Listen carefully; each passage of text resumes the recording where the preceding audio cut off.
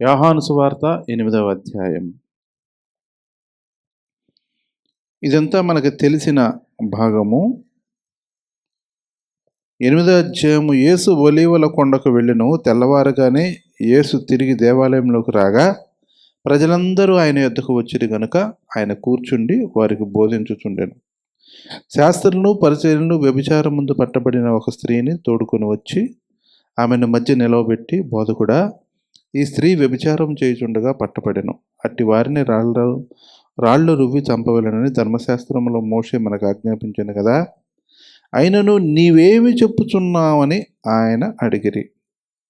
ఆయన మీద నేరము మోపవలెనని ఆయనను శోధించుచు ఎలాగున అడిగిరి. ఎందుకు అడిగారంటే శోధించటానికి, నేరము మోపాలని. నేరము మోపాలి, శోధించాలి, ఈ రెండు విషయాలు అడిగిరి. అయితే యేసు వంగి నేల మీద వ్రేలుతో ఏమో వ్రాయిచుండెను. వారు ఆయనను పట్టు వదలక అడుగుచుండగా ఆయన తల ఎత్తి చూచి, మీలో పాపము లేనివాడు మొట్టమొదట ఆమె మీద రాయి వేయవచ్చునని వారితో చెప్పి మరలా వంగి నేల మీద వ్రాయిచుండెను. వారు ఆ మాట విని పెద్దవారు మొదలుకొని చిన్నవారి వరకు ఒకని వెంట ఒకడు బయటికి వెళ్ళిరి. యేసు ఒక్కడే మిగిలెను. ఆ స్త్రీ మధ్యను నిలవబడి ఉండెను. యేసు తల ఎత్తి చూచి, అమ్మా, వారెక్కడ ఉన్నారు? ఎవరునూ నీకు శిక్ష విధింపలేదా అని అడిగినప్పుడు ఆమె, లేదు ప్రభు అని. అందుకు యేసు, నేనును నీకు శిక్ష విధింపను, నీవు వెళ్ళి ఇక పాపము చేయుకుమని ఆమెతో చెప్పాను. ఇది లేఖన భాగము. పాత నిబంధన గ్రంథంలో లేవియాకాండము 20వ అధ్యాయము 10వ వచనములో ఏముంది అక్కడ? లేవియాకాండము 20వ అధ్యాయము 10వ వచనం.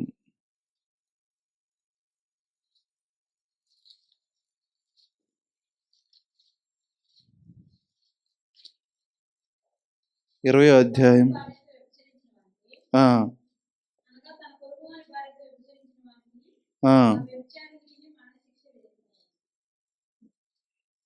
వ్యభిచరించిన వానికిని ఆ వ్యభిచారిణికిని, ఎవరికంట?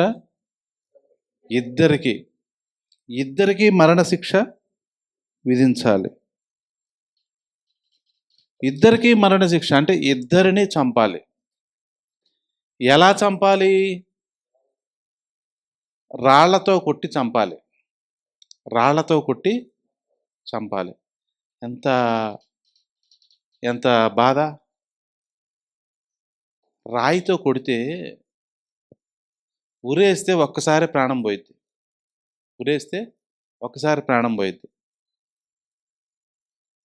ఏదన్నా యాక్సిడెంట్ అయ్యి లారీయో ఏదో తొక్కితే అప్పటికప్పుడే ఒక 5 నిమిషాల్లో చనిపోతారు. 5 నిమిషాలు తొక్కంగానే దెబ్బకు స్పాట్. రాళ్లతో కొట్టి చంపాలి. అది కలుసుకుంటేనే, ఒక ఎదురు దెబ్బ తగిలితే, ఒక రాయి మన కాలు గోటికి తగిలితే మనకి చాలా నొప్పి. రాయి వేస్తుంటే చాలామంది కామన్గా ఇట్ట అడ్డం పెట్టుకుంటాం కదా. ఎంతసేపు అడ్డం పెడతావు? ఈలోపు ఇక్కడ తగిలింది అనుకో, ఈ చెయ్యి ఇక్కడ తీస్తావు, ఇక్కడ తీసి అబ్బా అంటావు. ఈలోపు ఎవడో ఒకడు ఇక్కడ వేస్తారు. అసలు చాలా కష్టం. అలాంటి పరిస్థితి అన్నమాట. అలాగే ద్వితీయోపదేశకాండం అనుకుంటా, చూడండి. ద్వితీయోపదేశకాండంలో 22:22లో, ద్వితీయోపదేశకాండము 22:22లో, అనగా స్త్రీతో శయనించిన పురుషుడును ఆ స్త్రీను చంపబడవలెను, అట్లు ఆ చెడుతనమును ఇశ్రాయేలు నుండి. 21లో, వారు ఆమె తండ్రి ఇంటి యొద్దకు ఆ చిన్నదానిని తీసుకొని రావాలను, అప్పుడు ఆమె ఊరు వారు ఆమెను రాళ్లతో చావగొట్టవలెను.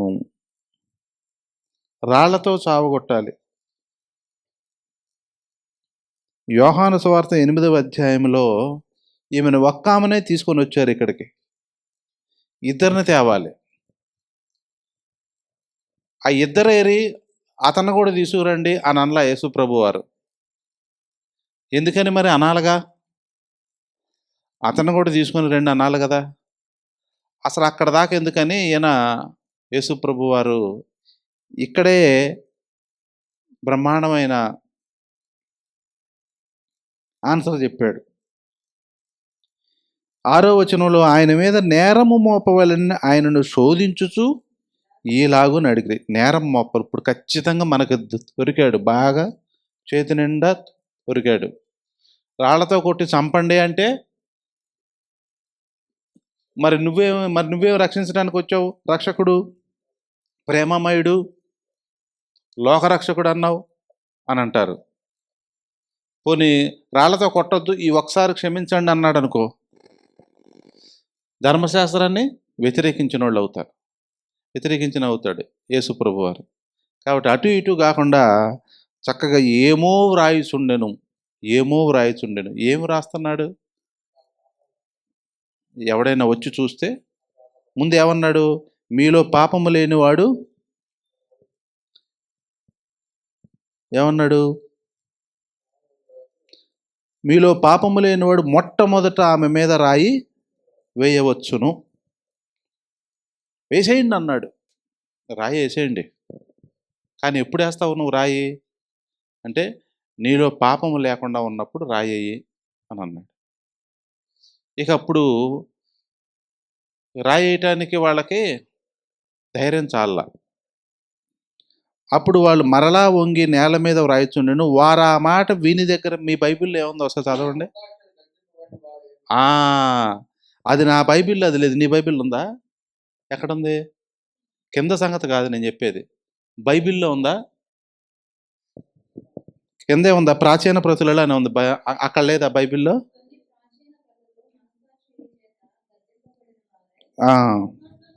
ఆ ఫుట్నోట్ అందరి బైబిల్లో ఫుట్నోట్లోనే ఉందా? ఓకే. మనస్సాక్షి చేత గద్దింపబడిన వారై అని అన్నారు. మనస్సాక్షి గద్దించిందంట. చాలామంది, ఎరా నీకు అసలు మనస్సాక్షి ఉందా అని అంటారు. అంటే మనసు అనేది ఒక సాక్ష్యం చెప్పుద్ది, ఒక విషయాన్ని తెలియజెప్పుద్ది మనస్సాక్షి అంటే. వీళ్ళకి ఏం చెప్తుంది మనస్సాక్షి? నువ్వు తప్పు చేశావు, నువ్వు రాయేయటానికి అర్హుడవు కాదు అని చెప్తుంది. అర్హుడవు కాదని చెప్తుంది. కాబట్టి మనస్సాక్షి పనిచేయాలి అని అంటే, ఎవరిదైనా మనస్సాక్షి పనిచేయాలి అంటే, కొంతమంది మనం మాట్లాడుతూ ఎరా నీకు మనస్సాక్షి లేదా అని అంటే, అవును నా మనస్సాక్షి నన్ను గద్దిస్తుంది, నా మనసు ఒప్పుకోవట్లేదు అని మనం చాలా అంటాం. అయితే అసలైన ఆత్మీయ పరిభాషలో మనస్సాక్షి అంటే ఏమిటి? మనస్సాక్షి అంటే ఏమిటి అని అంటే, మొట్టమొదటిగా మనస్సాక్షి పనిచేయాలంటే 3 విషయాలు ఉండాలి. 3 విషయాలు ఉండాలి. ఒకటి విశ్వాసము లేదా నమ్మకము. 2 విధేయత లేదా లోబడుట. మొట్టమొదటిగా మనస్సాక్షి నీకు పనిచేస్తుంది అని అంటే ఏం చేయాలంటే నమ్మకము, విశ్వాసం అనేది ఉండాలి. ఆ తర్వాత విధేయత లేదా లోబడటం ఉండాలి. 3వది భక్తి, భయము ఉండాలి. భక్తి, భయము. ఇది మనస్సాక్షి పనిచేయటం అంటే. మనస్సాక్షి పనిచేయటం అంటే, మనస్సాక్షి పనిచేస్తుంది అని అంటే దేవుడంటే విశ్వాసం ఉండాలి, దేవుని మీద నమ్మకం ఉండాలి. అప్పుడు నీకు మనస్సాక్షి పనిచేసిద్ది. అలాగే దేవుని వాక్యము పట్ల, దేవుని పట్ల విధేయత ఉండాలి. దేవుని మాటకు, వాక్యానికి, దేవునికి లోబడి ఉండాలి. అప్పుడు మనకు మనస్సాక్షి పనిచేసిద్ది. అలాగే దేవుడంటే భక్తి ఉండాలి, దేవుని వాక్యం అంటే భయం ఉండాలి. ఈ 3 ఉంటేనే మనస్సాక్షి పనిచేస్తున్నట్టు. లేకపోతే కటికి హిందువులకు కూడా ఏది మంచో ఏది చెడో మనసు చెప్పుద్ది. ఏది మంచో ఏది చెడో మనస్సాక్షి వాళ్ళకు కూడా చెప్పుద్ది. కానీ వాళ్ళకి చెప్పే మనస్సాక్షి కాదు. అది దాన్ని ఏమంటారంటే ఇంగిత జ్ఞానం అంటారు. కనీసం ఎవడికైనా ఏది మంచో ఏది ఏది చెడో తెలీదా? మనం పిల్లోడినే అడుగుతాం. మోషే అంత పిల్లోడినే మనం అడుగుతాం ఏమని? "ఏరా నీకు తెలియట్లేదా? ఎందుకెళ్ళావు? ఎక్కడికెళ్ళావు? అట చేసావేంటి? ఇట చేసావేంటి? అది చేయకూడదని నీకు తెలీదా?" అని అంటాం. ఇంగిత జ్ఞానం వేరు, మనస్సాక్షి వేరు. మనస్సాక్షి అనేది చాలా ఇదిగో ఈ మూడిటితో ముడిపడి ఉంటుంది. విశ్వాసం, నమ్మకం ఉండి, విధేయత, లోబట్టు ఉండి, భక్తి భయం లేకపోయినా మనస్సాక్షి పనిచేయదు. మనస్సాక్షి ఈ 2 ఉంటే, ఇది లేకపోతే మనస్సాక్షి పనిచేయదు. కెమెరా ఇటు కూడా వస్తుందా? లేదా ఈ 2 ఉండి విధేయత, లోబట్టం లేకపోతే మనస్సాక్షి పనిచేయదు. లేదా విధేయత, భక్తి ఉండి దేవుని యందు విశ్వాసం, నమ్మకం లేకపోతే మనస్సాక్షి పనిచేయదు. పైగా ఈ పాళ ఎలా ఉండాలి అనంటే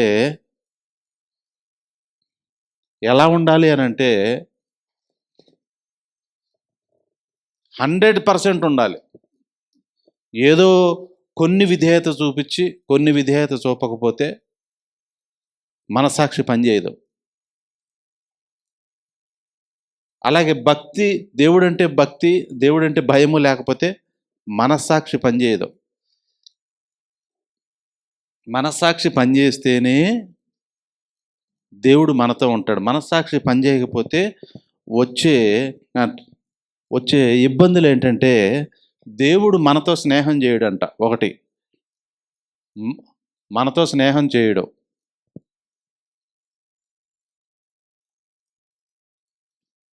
దేవుడు మనతో స్నేహం చేయటం అంటే అర్థం ఏంటంటే యోహాను సువార్తలో మీరు నా స్నేహితులు అన్నాడు. మనస్సాక్షి పని చేయకపోతే దేవుడు మనతో స్నేహం చేయడు. అదొక ఇబ్బంది కలిగింది. పైగా దేవుని స్వరము మనం వినటం కుదరదు.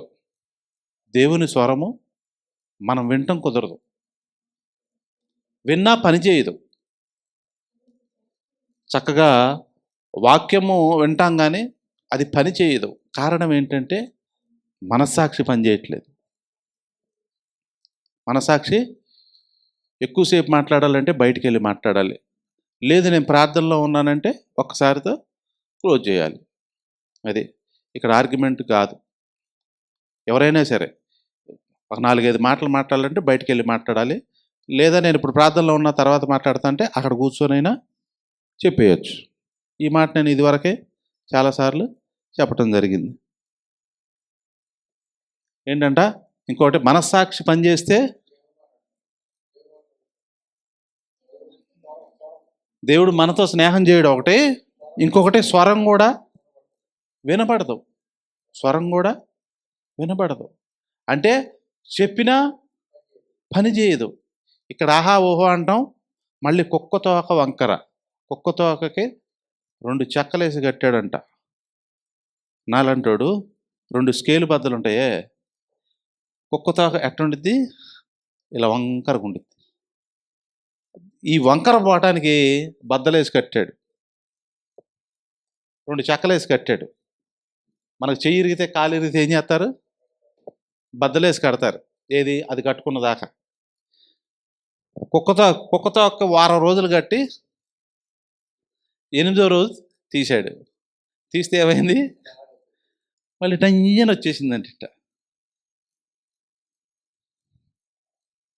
వచ్చేసిందంట. అలాగే వాక్యం ఎంత చెప్పినా కానీ వారిలో పని చేయదు. దానికి కారణం ఏంటంటే మనస్సాక్షి ఉంటేగా. మనస్సాక్షి పనిచేయట్లా.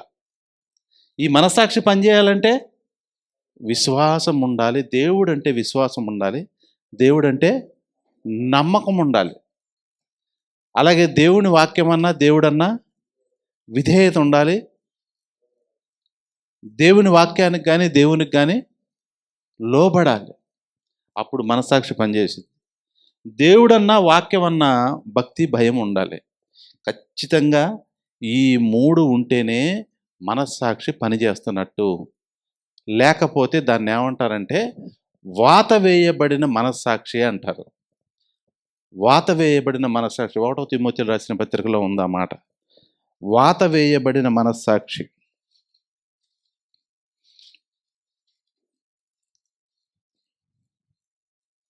ఒకటో తిమోతి 4:3 అనుకుంటా.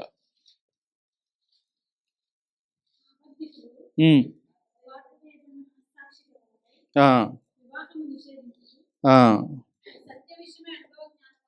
ఆ,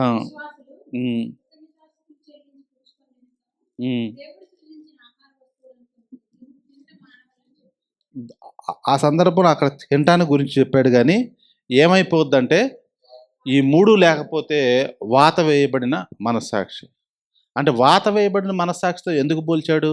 మనస్సాక్షిని వాత వేయటం ఏంటి అంటే, ఎవరికన్నా ఎప్పుడైనా దేనికన్నా ఇక్కడ మచ్చ కానీ, కాలిన దాని మీద కానీ ఉంటే దాని మీద గిల్లితే పెద్దగా నొప్పి రాదు, నొప్పి రాదు. ఇక అలా కాయ కాసిపోయిద్ది. అలాగా కాయ కాసిపోయిద్ది. అలాగా మనస్సాక్షి కూడా ఏమైపోయిద్దంట? కాయ కాసిపోయి పని చేయదు. కాబట్టి దేవుని వాక్యం ఎంత బాగా చెప్పినా మనలో దూరదో వాక్యము పనిచేయదు. వాక్యం పనిచేయదు. రెండోదేమో నష్టాలు అన్నమాట. ఏంటి నష్టాలు? రెండోది ఏంటి? వాక్యం పనిచేయదు ఎంత బాగా చెప్పినా. మూడోది దేవుని చిత్తము మనలో నెరవేరదంట.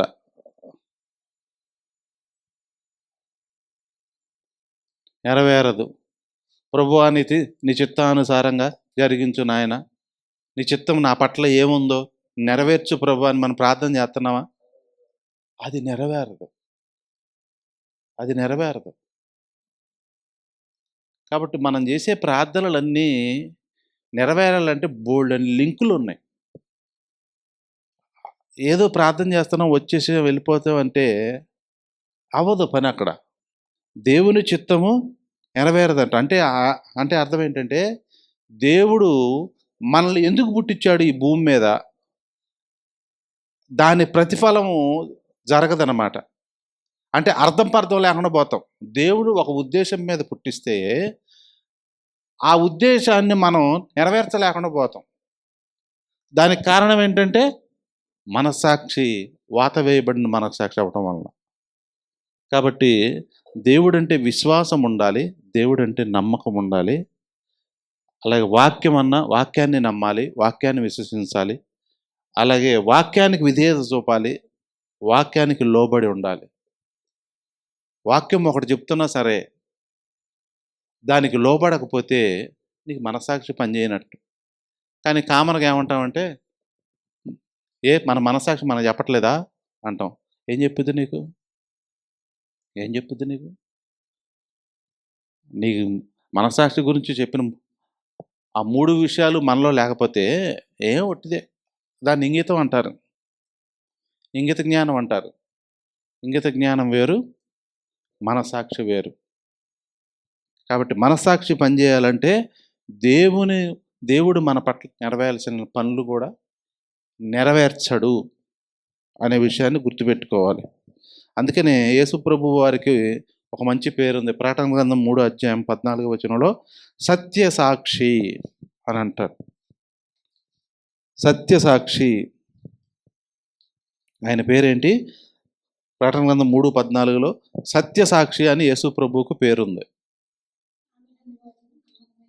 నమ్మకమైన సత్యసాక్షి.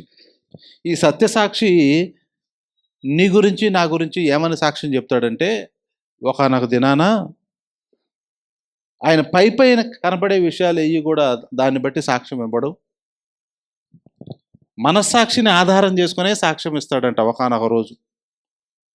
కాబట్టి వీటిల్ని బట్టే సాక్ష్యం ఇస్తాడు. కాబట్టి ఈ రెండు ఉండి ఇది లేకపోయినా మనస్సాక్షి పనిచేయదు.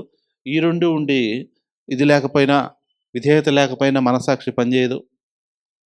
ఈ రెండు ఉండి విశ్వాసం, నమ్మకం లేకపోతే కూడా మనస్సాక్షి పనిచేయదు. కాబట్టి ఖచ్చితంగా ప్రతి క్రైస్తవుడు కూడా మనస్సాక్షిని పని చేసుకునేటట్టు చేయకపోతే మనం ఎంత ప్రార్థన చేసినా, ఎంత భక్తి చేసినా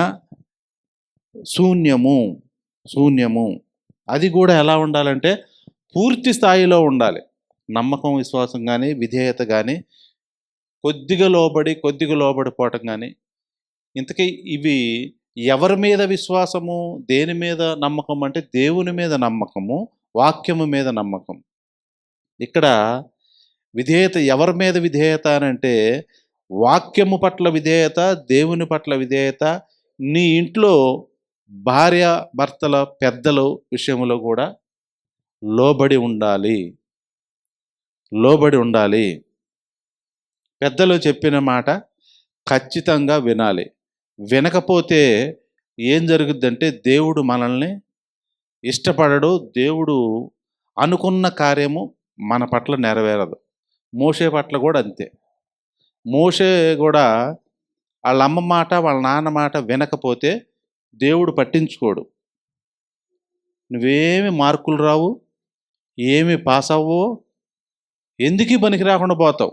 దేవుడు మోషే పట్ల ఒక ఉద్దేశం కలిగి ఉంచాడు. అవి నెరవేరవు. అది పెద్ద నష్టం అన్నమాట. ఖచ్చితంగా తండ్రి మాట వినాలి, తల్లి మాట వినాలి. అమ్మమ్మ లేదా నాయనమ్మలో తాతలు ఉంటే వాళ్ళ మాట వినాలి. యవనస్తులైనా అంతే. వినకపోతే మీ పట్ల దేవుని ఉద్దేశం నెరవేరదు. యవనస్తులకి మీ పట్ల ఉద్దేశం నెరవేరదు. మనకి పెద్దవాళ్ళకి మన పట్ల దేవుని ఉద్దేశం నెరవేరదు.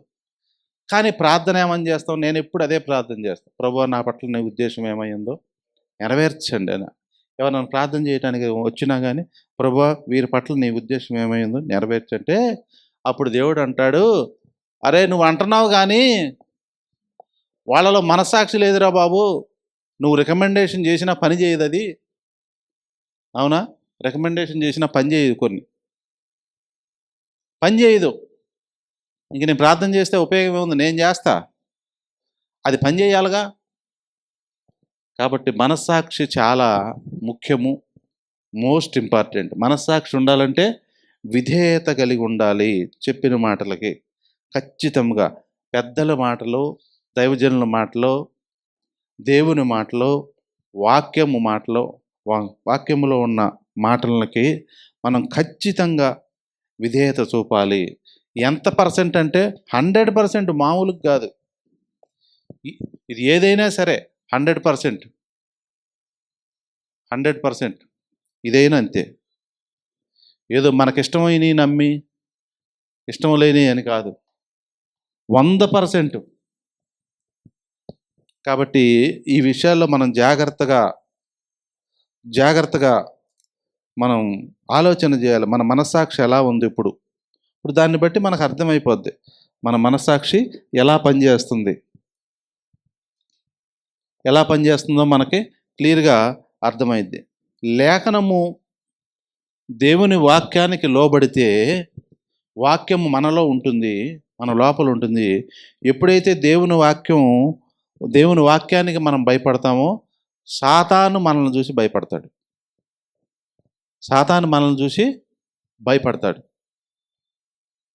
ఎప్పుడు మనము దేవుని వాక్యానికి భయపడ్డప్పుడు సాతాను మనల్ని చూసి భయపడతాడు. దేవుని వాక్యానికి మనం భయపడకపోతే సాతాను కూడా భయపడడు. 127వ కీర్తనలో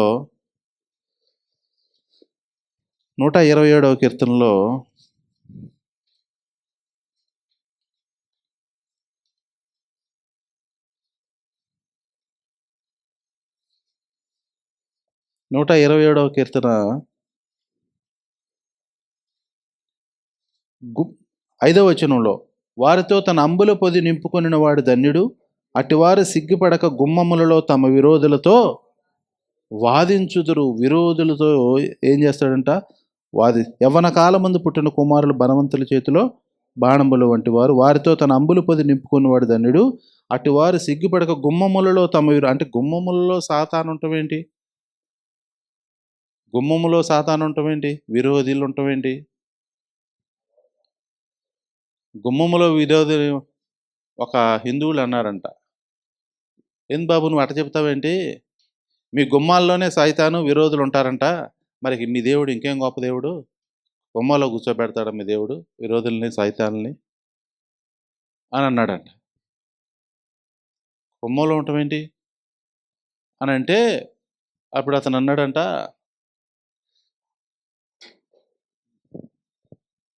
అదే అన్యులు అయితే లోపలికే వచ్చి కూర్చుంటాడు మరి. అదే హిందువులు మిగతా విగ్రహారాధనలు అనుకో, శుభ్రంగా లోపలే వచ్చి కూర్చుంటాడు. గుమ్మములో పెట్టింది ఎందుకంటే, మనం వెళ్ళేటప్పుడు వచ్చేటప్పుడు ఒక విరోధి మనకు ఉన్నాడు అని జాగ్రత్త పడటానికి, మనం వెళ్ళేటప్పుడు వచ్చేటప్పుడు. పైగా ఈ కీర్తన అంతా కూడా ఒక కుటుంబానికి సంబంధించింది. యెహోవా ఇల్లు కట్టించని ఎడల దాని కట్టువారి ప్రయాసం వ్యర్థము. ఇల్లు అంటే, ఇల్లు ఎప్పుడు ఏర్పడుద్ది అంటే, మొట్టమొదటిగా ఒంటరిగా ఉన్న ఒకరికి మళ్ళీ ఇంకొకరిని జత చేస్తే అప్పుడు వాళ్ళు ఫ్యామిలీ అయ్యి ఇల్లు మొదలవుద్ది. అంటే పెళ్ళయి ఒక ఇల్లు మొదలైద్ది. ఒంటరిగా నుండుట కంటే ఇద్దరు కూడి ఉండుట మేలు అన్నాడు. వీళ్ళిద్దరూ చాలకపోతే కుమ్మంలో విరోధిని తోలటానికి, తరిమేయటానికి లేదా జయించటానికి వాళ్ళిద్దరూ చాలలేదనుకో, అప్పుడు కుమారులంట. ఆ కుమారులు ఎలా ఉండాలంటే ఆయుధాలుగా చేయాలంట. అవునా? ఆయుధాలుగా చేయాలంట. ఈ ఆయుధాలతో ఈ కుమ్మములో ఉన్న విరోధుల్ని, ఏది భార్యాభర్తల బలం చాలకపోతే వీళ్ళను కూడా ఆయుధాలుగా చేసి, ఈ ఆయుధాలు మనం అందరం కలిసి దాన్ని జయించాలి. అందుకు అది గుమ్మంలో ఉన్నాడు. అందుకనే పేతురు పత్రికలో ఎవరిని మృంగుదునా అని ఎదురు చూస్తుందంట. ఎవరిని మృంగుదునా అని చెప్పి ఎదురు చూస్తూ ఉంది. కాబట్టి వాడు అలా ఉన్నాడు కాబట్టి మనం ఏం చేయాలి? జయించాలి.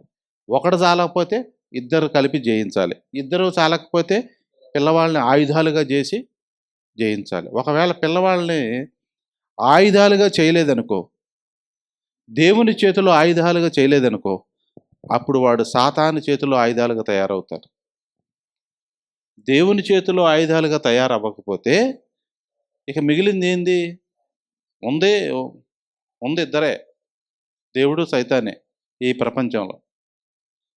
దేవుని చేతిలో మనం తయారు చేయలేకపోతే ఆటోమేటిక్గా సాతాను చేతులు. అప్పుడు సాతాను చేతులు ఎప్పుడైతే పడతాడో వాడే వచ్చి తల్లిదండ్రులు కొడతాడు. తల్లిదండ్రులు చంపుతున్నారు, చూసారా మీరు? చాలా ఫోన్లలో కొట్టడం. మా చిన్నాన్న కొడుకే, వాడి ఇంట్లోకి వస్తే వీళ్ళు పారిపోయి దాక్కుంటున్నారు కూడా. ఇంకొకళ్ళ ఇంట్లోకి వెళ్ళి దాక్కునే పరిస్థితిలో ఉన్నారు. అంత ఘోరంగా చేస్తారు. కాబట్టి పిల్లవాళ్ళని ఆయుధాలుగా చేయకపోతే, దేవుని చేతిలో ఆయుధాలుగా తయారు చేయకపోతే, ఇక సాతాను చేతిలో ఆయుధాలుగా చేసి మనకే ప్రమాదాన్ని వచ్చే ప్రమాదం ఉందన్నమాట. సరే, అది ఎందుకు చదివాము అనంటే, అది ఎందుకు ఇప్పుడు మనం తీయాల్సి వచ్చింది ఇదంతా అంటే, గుమ్మములలో విరోధులు ఉంటారు. మనం విరోధిని జయించాలి అనంటే మనస్సాక్షి కలిగి ఉండాలి. ఈ లక్షణాలు మనలో ఉంటే మనం ఖచ్చితంగా దేవునిలో మనం ఉంటాము, సాతాన్ని జయిస్తాం. లేకపోతే మనకు తోచిందే మనకు మనస్సాక్షి అనుకుంటూ పోతూ ఉంటాం. మన దృష్టికి ఏది మంచిదైతే అదే మన మనస్సాక్షి గద్దిస్తుందని చెప్పుకుంటూ వెళ్ళిపోతాం. మన మనస్సాక్షి చక్కగా పనిచేస్తుందా లేదా అని చూడటానికి ఇది స్కేల్ అన్నమాట. మన ఒంట్లో కొవ్వు శాతం ఎంత ఉందో చూడాలంటానికి ఒక ల్యాబ్కి వెళ్ళి ఇంచు రక్తం ఇస్తే వాడు అంత చెప్తున్నాడు మన ఒంట్లో ఏమేమి ఉంది అని. ఒక ల్యాబ్కి వెళ్ళి చెప్తున్నాడు. అలాగే ఇప్పుడు మన మనస్సాక్షికి కూడా ఇది ఒక ల్యాబ్ అన్నమాట. ఇది సరి చేసుకుంటే అప్పుడు మనకు మనస్సాక్షి బాగా పనిచేస్తుందా లేదా అనే విషయం మనకి అర్థమవుతూ ఉంటుంది. కాబట్టి మనం ఎత్తుకున్న మాట ఏంటంటే యోహాను సువార్త 8వ అధ్యాయములో 9వ వచనమే ఈరోజు మన అంశము, సారాంశము. వారు ఆ మాట విని అంటే మనస్సాక్షి చేత గద్దింపబడిన వారై, మనస్సాక్షి చేత గద్దింపబడిన వారై పెద్దవారు మొదలుకొని చిన్నవారి వరకు ఒకని వెంట ఒకడు బయటకు వెళ్ళిరి. యేసు ఒక్కడే మిగిలెను. మిగిలిన తర్వాత ఆ స్త్రీ మధ్యను నిలవబడి ఉండెను. యేసు తల ఎత్తి చూచి, అమ్మా వారెక్కడున్నారు అని అడిగాడంట. యేసు ప్రభు కనపడలేదా? అందరూ వెళ్ళిపోయిన సంగతి యేసు ప్రభు గారికి అర్థం కావట్లేదా? ఎందుకు అడిగాడు? ఇట్టే అడుగుతాడు చాలా. ఆదామా నీవెక్కడా తెలీదా? చాలామంది భక్తులను అడుగుతాడు. మోషే ఎక్కడున్నావు? గిద్యోను ఎక్కడున్నావు అంటే నేను గోధుమలు కొల్లగొట్టుకుంటూ కూర్చున్నాను అంటాడు. అలాగే ఏమని అడిగాడు, ఎక్కడ ఏరివారంటే ఎవరునూ నిన్ను విధింపలేదా అంటే అడిగినప్పుడు ఆమె లేదు ప్రభువా అనెను. అందుకు యేసు, నేనును నీకు శిక్ష విధింపను, నీవు వెళ్ళి ఇక పాపము చేయకము. ఇప్పుడు చేస్తే చేసావు, అయిపోయింది, ఇక పాపం చేయొద్దు అని చెప్పి పంపించాడు. మరలా పాపం చేసిందనుకో, అప్పుడు ఎలాగా? ఎప్పుడైతే అమ్మా అని అన్నాడో ఇక ఆమె పాపానికి స్వస్తి చెప్పేసింది. ఇంకా ఆమెకు చేయబుద్ధి కాలేక ఇంకా మళ్ళీ తప్పు చేయబుద్ధి కాల. అబ్బో ఎంత ప్రేమ, ఎంత ప్రేమ అని. ఈయన అసలైన దేవుడు అంటే నా ప్రాణాన్ని కాపాడాడు అని చెప్పి చాలా కృతజ్ఞత కలిగి ఆ రోజు నుంచి కృతజ్ఞత కలిగే ఉంది. ఇంకా ఆమె చాప్టర్ ఎక్కడ ఎప్పుడు తప్పు చేసినట్టు కానీ చెడుగా కానీ లేదు. కాబట్టి మన మనస్సాక్షి పనిచేయాలి. మనకి ఏది న్యాయం అనిపిస్తే అది న్యాయం కాదు, మనకి ఏది కరెక్ట్ అనిపిస్తే అది కరెక్ట్ కాదు. ఈ మూడు చూసుకొని మనము దేవుని యందు విశ్వాసం ఉంచామా, దేవుని యందు నమ్మిక ఉంచామా, దేవుని వాక్యానికి సంపూర్ణంగా 100% విధేయత చూపుతున్నామా లేదా, అప్పుడే మన సాక్షి పనిచేసిద్ది. లేకపోతే పనిచేయదు. మన ప్రార్థన కూడా పనిచేయదు. మన ప్రార్థన కూడా పనిచేయదు. వాక్యానికి లోబడకపోతే మన సాక్షి పనిచేయదు, మన ప్రార్థన కూడా పనిచేయదు. సరైన భక్తి లేకపోతే మనస్సాక్షి పనిచేయదు. సరైన దేవుడు అంటే భయం లేకపోతే మనస్సాక్షి పనిచేయదు. కాబట్టి మనకు తోచిందల్లా కరెక్ట్ అనుకోవటం కాదు. ఇవన్నీ చూసుకున్న తర్వాత అప్పుడు మన మనస్సాక్షి బాగా పనిచేస్తుందా లేదా అనే విషయాన్ని మనకు అర్థమవుతుంది. ఈ విషయం అపోస్తలుడైన పౌలు చెప్పాడు చూడు. అపోస్తల కార్యాలు 23వ అధ్యాయము 1వ వచనం, 23:1లో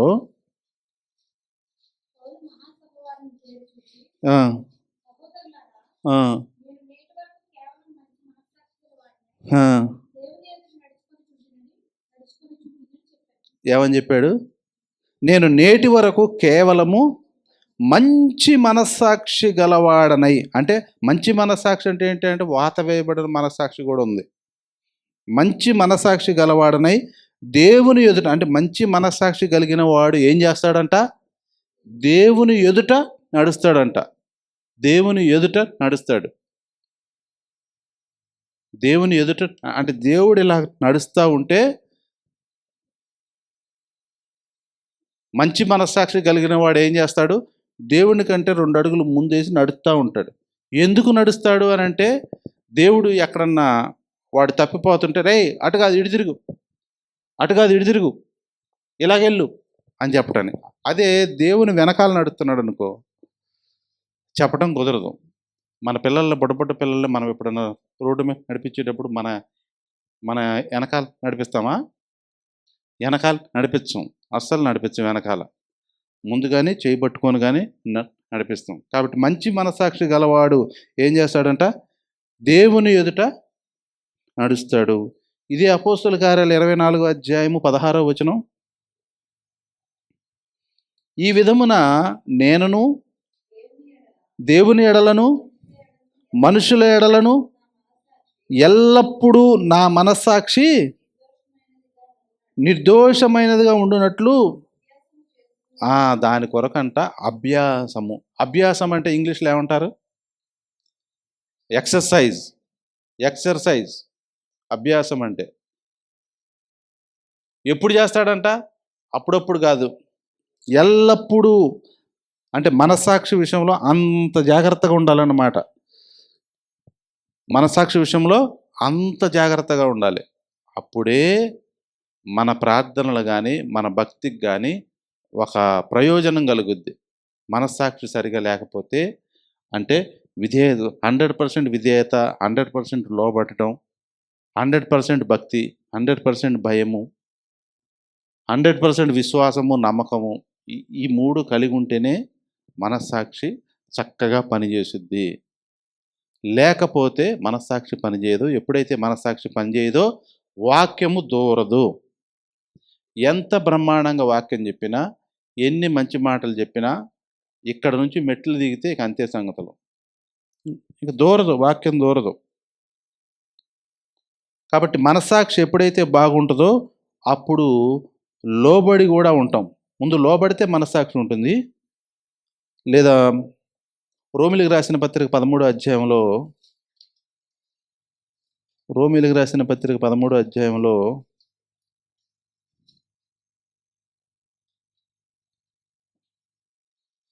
5వ వచనంలో, కాబట్టి ఆగ్రహ భయమును బట్టి మాత్రము కాక మనస్సాక్షిని బట్టి, అంటే వాళ్ళు ఎవరు భయపడితే మనం వాళ్ళకి లోబడి ఉంటాం కాదు, మనస్సాక్షికి లోబడి ఉండు అని చెప్తున్నాడు. ఎవరు భయపడితే కాదు. ఇప్పుడు అధికారులు అంటే కొంత భయం వేసి లోబడతారు. అట్లా కాదు, భయం వేసి లోబడటం కాదు. నీ మనస్సాక్షిని బట్టి భయపడు, నీ మనస్సాక్షిని బట్టి లోబడి ఉండు అని చెప్తూ ఉన్నాడు. కాబట్టి ఫైనల్గా మనం చెప్పేది ఏంటంటే, ఈరోజు దేవుడు మనతో మాట్లాడేది ఏంటంటే, మనస్సాక్షి అనేది ఎలా పనిచేస్తుంది, మనస్సాక్షి ఎలా పనిచేస్తుంది, మనస్సాక్షి పని చేయకపోతే వచ్చే నష్టాలేంటి, స్నేహం చేయడు దేవుడు, వాక్యము మన జీవితంలో పనిచేయదు, దేవుని చిత్తము నెరవేరదు. కాబట్టి మనం, ప్రభువా నా పట్ల నీ ఉద్దేశం ఏమై ఉంది, నెరవేర్చు ప్రభువా అని మనం ప్రార్థన చేసిన ప్రార్థన అంతా శూన్యమవుతుంది, వేస్ట్ అవుతుంది. కాబట్టి ఖచ్చితంగా ఈ 3 లక్షణాలు ఉండాలి: విశ్వాసము, విధేయత, భయభక్తులు. ఈ 3 ఉంటేనే మనస్సాక్షి చక్కగా పనిచేస్తుంది. అలాగే మనం ఒకవేళ ఈ 3లో ఏది 100% లోపం కలిగి ఉన్నామో వాటిని సరి చేసుకొని యోగ్యమైన రీతిలో యేసయ్య శరీర రక్త మాంసములలో పాలుపంపులు పొందాం. ప్రార్థన చేసుకుందాం.